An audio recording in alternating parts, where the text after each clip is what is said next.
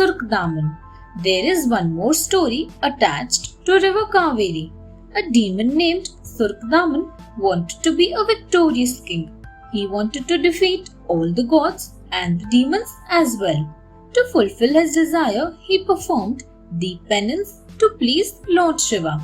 Shiva was satisfied with his dedication and blessed him with what he desired. After getting the boon from Shiva, Surkdaman became a terror for the universe. He fought against the gods and imprisoned them. Indra somehow managed to escape from the prison and hid in the southern part of India.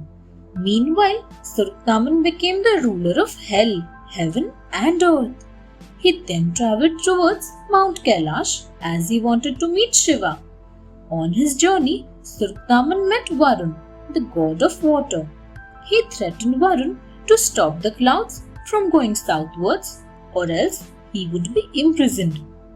Surkdaman wanted the southern region where Indra was hiding to face severe drought.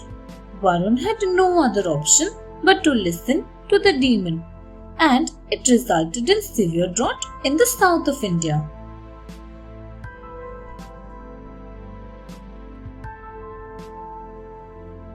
Ganesha turns into a crow. The southern parts of India were facing severe water crisis. All the living beings were in pain.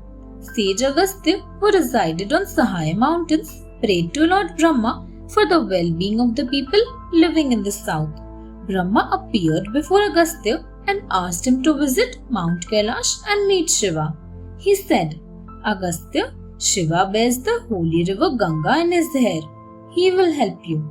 Agastya met Shiva and told him about the drought that southern India was facing. Shiva gave some holy water to Agastya. He carried the holy water in his kamandalu.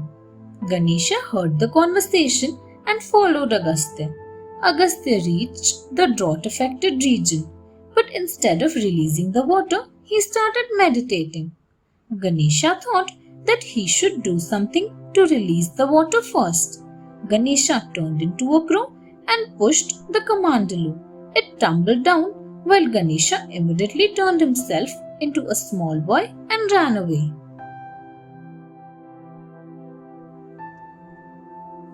Ganesha releases River Kaveri. Sage Agastya's meditation was disturbed by the noise. He saw a little boy running away and the kamandalu in a tumbled position. He raised his hand to chase the boy. The holy water that was held in the kamandalu took the sage's raised hand as an indication to flow down. The water sputtered down and took the form of a river. It was named Kaveri. Meanwhile, Agastya started chasing the little boy. He covered a long distance while doing so. But finally, the sage caught up with the boy. Ganesha revealed his identity in front of Sage Agastya. The sage was surprised as well as was angry with Lord Ganesha. But then he apologized for his anger and said, "O mighty Lord, the water was precious. You should not have wasted it."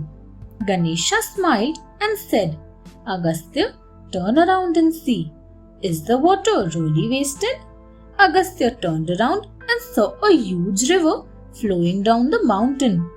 Ganesha blessed the river that she would never dry up. Satrajit and the Syamantak gem. The curse of Ganesha has immense power. The moon on the fourth day of the bright fortnight in the month of Bhadrapad was cursed by Lord Ganesha. Hence, it was inauspicious to look at the moon on that night. An incident took place in the city of Dwarka, the abode of Lord Krishna. A Yadav nobleman named Satrajit was an ardent devotee of Surya, the sun god.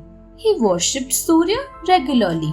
Surya was pleased with his devotion and gifted him a divine jewel named Syamantak. The Syamantak gem was a bright ruby that sparkled like the sun itself. Surya told Satrajit that the gem had an extraordinary power of producing 1.5 tons of gold daily. He instructed him to to wear it around his neck. With the help of the gem, Satyajit soon became prosperous. When Yadav chief Ugrasen saw the gem, he ordered Satyajit to hand it over to him. He said, "Satyajit, hand over this gem to me. This is Krishna's order." But Satyajit refused to do so. Thanks for watching. Do like, share, subscribe to Sahil Book House.